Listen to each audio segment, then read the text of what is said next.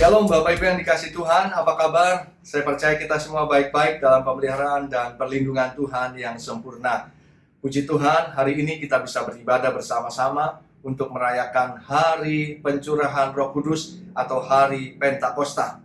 Untuk itu saya akan menyampaikan tema Era Baru Setelah Kepergian Yesus. Mari kita membaca firman Tuhan dari 2 Timotius 3 ayat 1 sampai dengan yang kelima. Keadaan manusia pada akhir zaman. Ketahuilah bahwa pada hari-hari terakhir akan datang masa yang sukar. Manusia akan mencintai dirinya sendiri dan menjadi hamba uang. Mereka akan membual dan menyombongkan diri. Mereka akan menjadi pemfitnah. Mereka akan berontak terhadap orang tua dan tidak tahu berterima kasih. Tidak mempedulikan agama. Tidak tahu mengasihi. Tidak mau berdamai. Suka menjelekkan orang. Tidak dapat mengekang diri, garang, tidak suka yang baik, suka mengkhianat, tidak berpikir panjang, berlagak tahu, lebih menuruti hawa nafsu daripada menuruti Allah. Secara lahiriah mereka menjalankan ibadah mereka, tetapi pada hakikatnya mereka memungkiri kekuatannya. Jauhilah mereka itu. Bapak Ibu yang dikasih Tuhan, sejak 2000 tahun yang lalu, Paulus sudah menuliskan akan hal ini, dan melihat jauh ke depan bahwa keadaan manusia pada akhir zaman, yaitu sebelum kedatangan Tuhan Yesus yang kedua kali, tidak akan menjadi baik. Itu sebabnya manusia akan mengalami situasi kondisi yang sukar menjelang kedatangan Tuhan Yesus yang kedua kali. Mengapa keadaan itu menjadi sukar? Bukan karena Tuhan yang membuat itu menjadi sukar, melainkan karena manusia-manusianya yang memiliki sifat dan karakter yang demikian. Itu sebabnya kita bisa pahami dan maklumi mengapa keadaan menjadi tidak baik. Saya ingin mengajak kita untuk kembali melihat dan merenungkan dan melihat kenyataannya. Apakah benar hari-hari yang sedang kita jalani ini kita menemui orang-orang yang seperti ini? Mari kita melihat satu persatu. Dikatakan manusia akan mencintai dirinya sendiri dan menjadi hamba uang. Manusia akan membual dan menyombongkan diri, menjadi pemfitnah, berontak terhadap orang tua dan tidak tahu berterima kasih, tidak mempedulikan agama, tidak tahu mengasihi, tidak mau berdamai, suka menjelekkan orang, tidak dapat mengekang diri, garang, tidak suka yang baik, suka mengkhianat, tidak berpikir panjang, berlagak tahu, lebih menuruti hawa nafsu daripada menuruti Allah. Secara lahiriah mereka menjalankan ibadah mereka, tetapi pada hakikatnya mereka memungkiri kekuatannya. Bapak Ibu yang dikasih Tuhan, itulah sifat dan karakter manusia pada akhir zaman. Dan sekarang kita bisa memahami dan memaklumi mengapa keadaan menjadi tidak baik. Sampai kapanpun apabila manusia-manusianya seperti itu, kita tidak akan bisa mengharapkan keadaan yang baik. Kecuali kita bisa mengalami yang baik apabila manusia-manusianya itu diubahkan. Kita coba bayangkan, andai kata manusia-manusia akhir zaman itu ada dalam rumah tangga kita. Suami, istri, anak-anak kita misalnya seperti itu. Bagaimana keadaan rumah tangga kita? Kita bisa bayangkan bagaimana apabila orang-orang akhir zaman ini ada dalam keluarga kita. Orang tua, anak, kakak, adik, mertua, menantu seperti itu. Kita bisa bayangkan bagaimana keadaan keluarga itu. Kita bisa bayangkan apabila orang-orang akhir zaman ini ada di dalam gereja. Pelayan-pelayan Tuhannya demikian, jemaatnya demikian. Bahkan mungkin hamba-hamba Tuhannya seperti itu. Kita bisa bayangkan, gambarkan bagaimana keadaan gereja itu.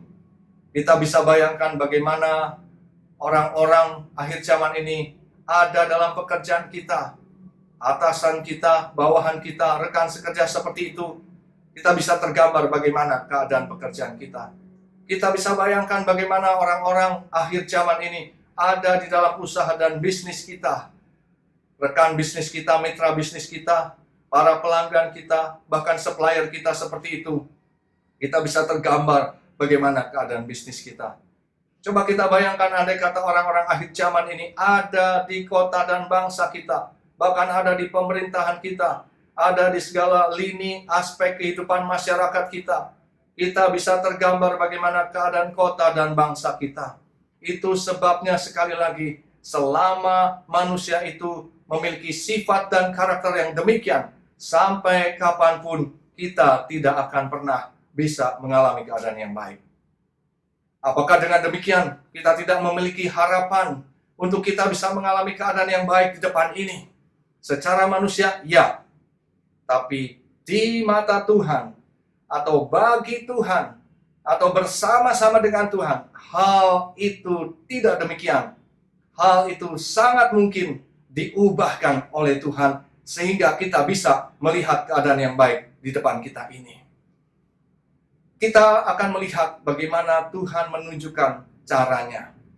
Satu kali setelah Tuhan Yesus bangkit dari kematian dan sebelum Yesus naik ke surga, murid-murid datang menghampiri Yesus.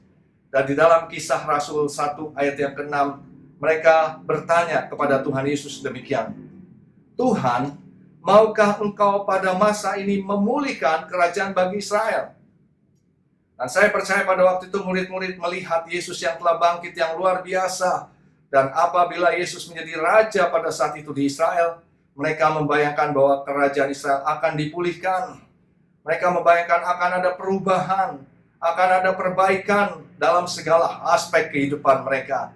Tapi apakah Yesus menjawab yes or no? Tidak. Di dalam Kisah Rasul 1 ayat yang ke-7, Yesus menjawab demikian, engkau tidak perlu mengetahui masa dan waktu yang ditetapkan Bapa sendiri menurut kuasanya.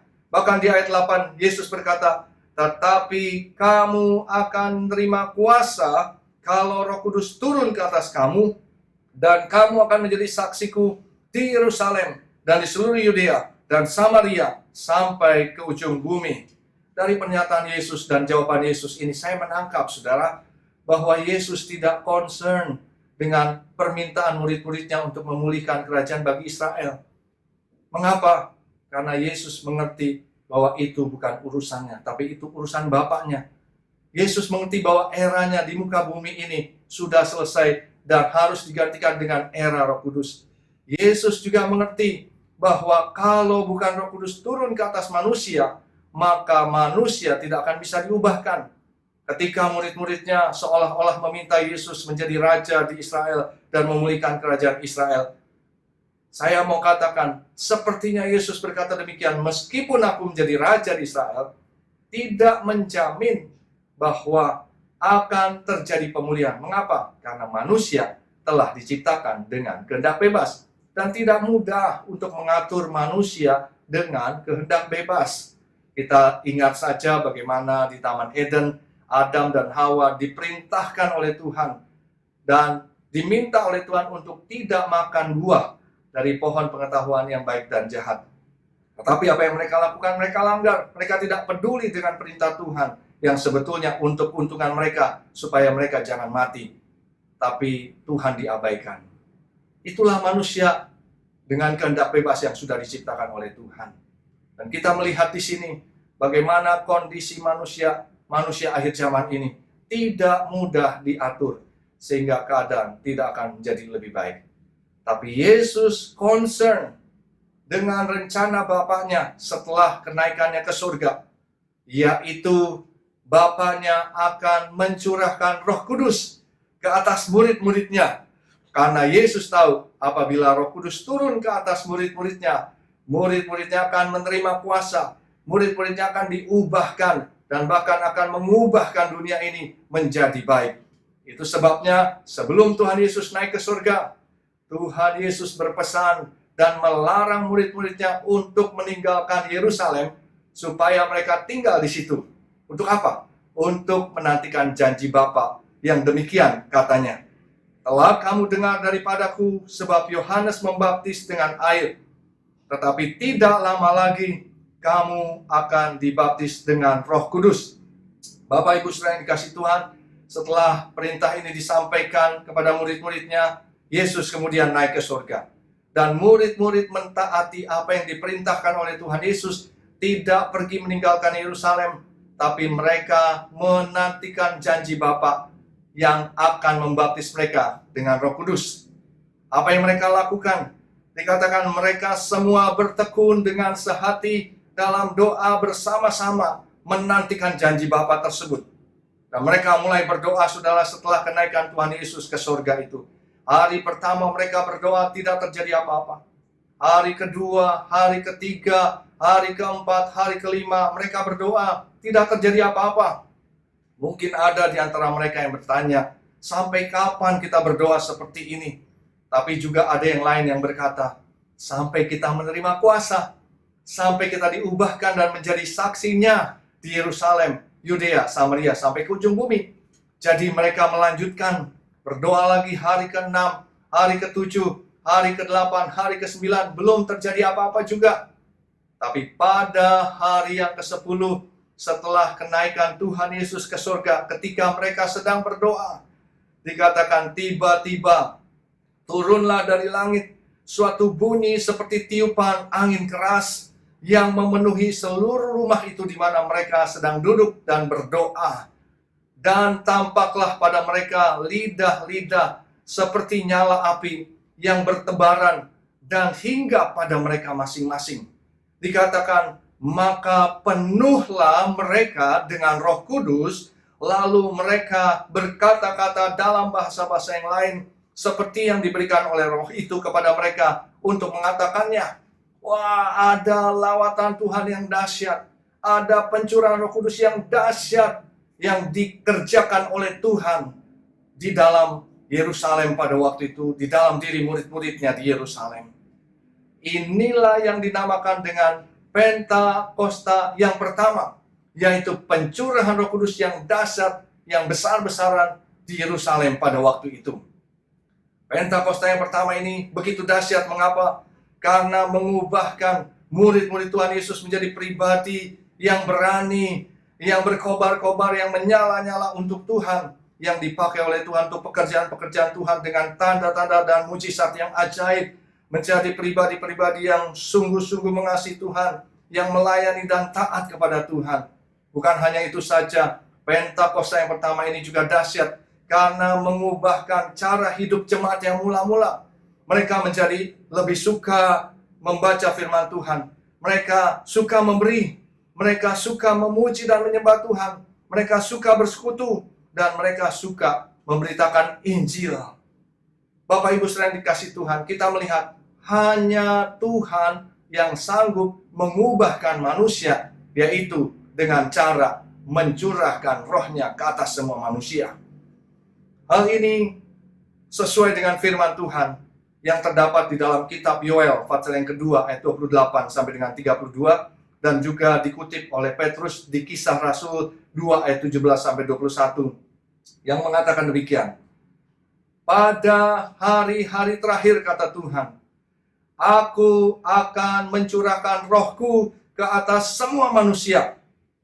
Sekali lagi, firman Tuhan katakan, pada hari-hari terakhir, hari-hari menjelang kedatangan Tuhan Yesus yang kedua kali, hari-hari di mana keadaan akan menjadi sukar, justru pada saat itulah Tuhan katakan, Aku akan mencurahkan rohku ke atas semua manusia. Ada 3 tanda yang akan menyertainya. Yang pertama, 3 generasi akan dipakai Tuhan, yaitu anak-anak, pemuda, dan orang tua akan dipakai Tuhan. Tanda yang kedua, akan ada mujizat-mujizat yang terjadi. Tanda yang ketiga, akan ada goncangan-goncangan yang juga akan terjadi. Tapi melalui 3 tanda ini, Tuhan katakan, akan ada banyak orang yang berseru kepada nama Tuhan, dan mereka akan diselamatkan. Bapak Ibu Saudara yang dikasihi Tuhan, Pentakosta pertama ini begitu dahsyat. Tapi apakah dengan adanya Pentakosta pertama ini rencana Tuhan telah selesai? Ternyata belum. Apakah dengan Pentakosta pertama ini amanat agung Tuhan Yesus telah selesai juga? Ternyata juga belum. Itu sebabnya pada tahun 1906 di Azusa Street, Los Angeles, California, Amerika Serikat, Tuhan melakukan kembali kebangunan rohani, pencurahan Roh Kudus yang dahsyat dan besar-besaran melalui seorang hamba Tuhan berkulit hitam yang bernama William Seymour.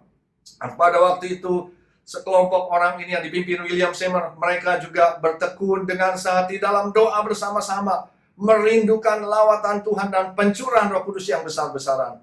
Dan Tuhan melakukan seperti yang Dia ingin, yaitu mencurahkan kembali Roh-Nya secara besar-besaran dan dahsyat di Azusa Street pada tahun 1906.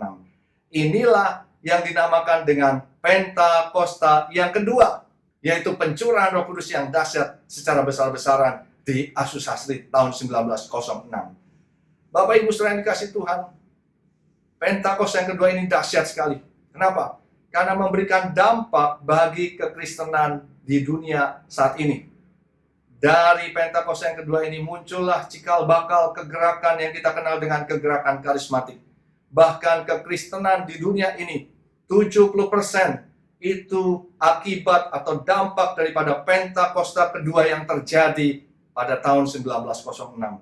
Pentakosta kedua ini dahsyat. Apakah dengan Pentakosta kedua ini rencana Tuhan telah selesai? Ternyata belum.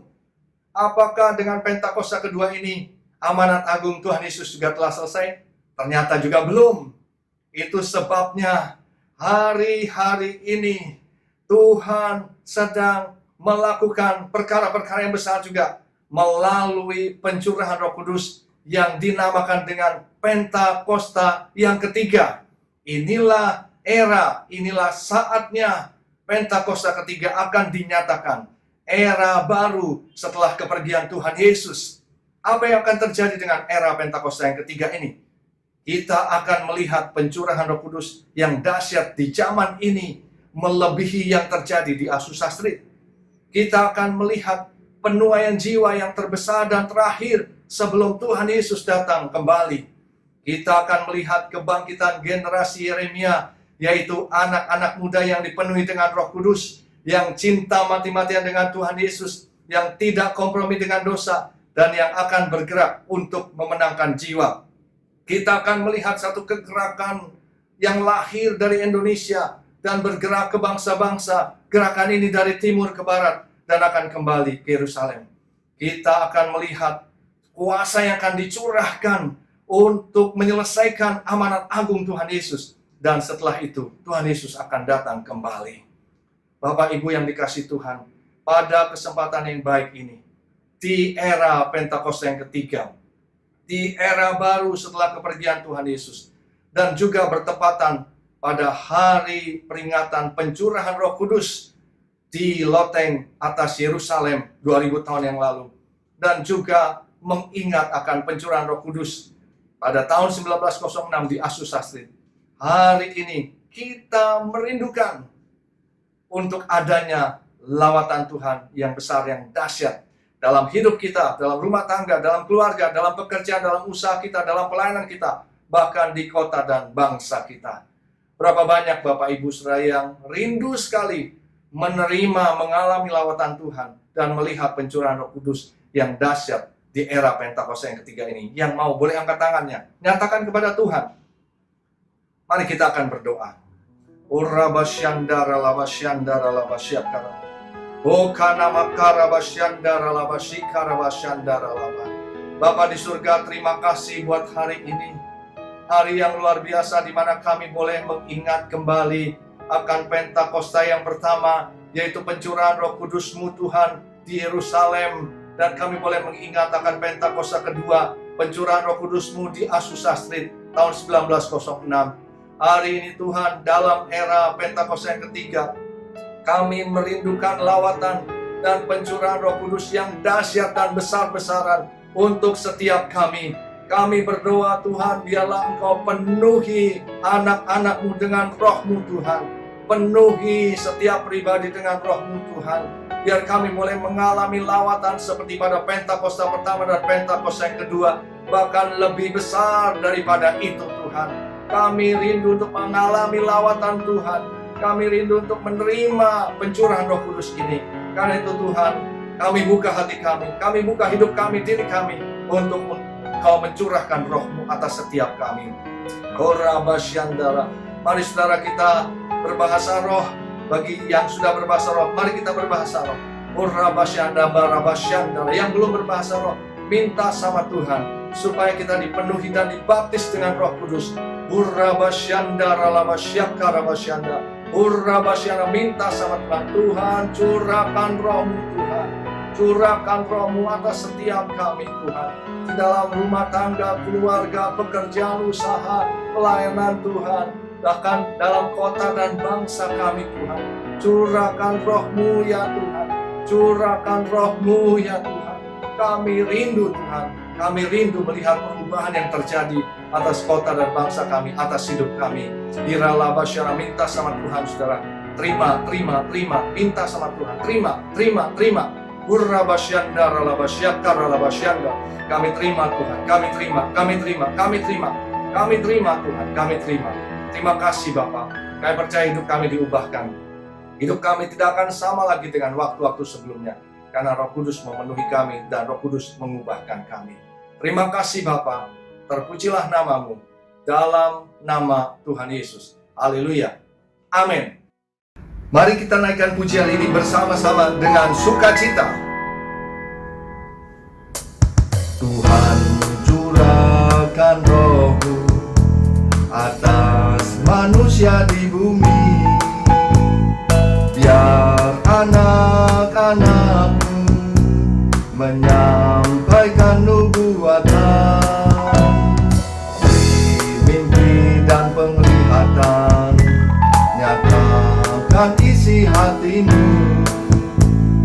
Biar iman kami bangkit, surga nyatakan kedatangan hari-Mu. Kan ada kebangkitan yang besar, kan ada pemulihan di Indonesia, kan ada kebangkitan yang besar, yang berseru kepada Yesus diselamatkan. Amin. Kan ada kebangkitan yang besar, kan ada pemulihan di Indonesia. Amin. Kan ada kebangkitan yang besar, yang berseru kepada Yesus diselamatkan. Yang berseru kepada Yesus diselamatkan. Yang berseru kepada Yesus diselamatkan. Haleluya. Tuhan Yesus memberkati. Amin.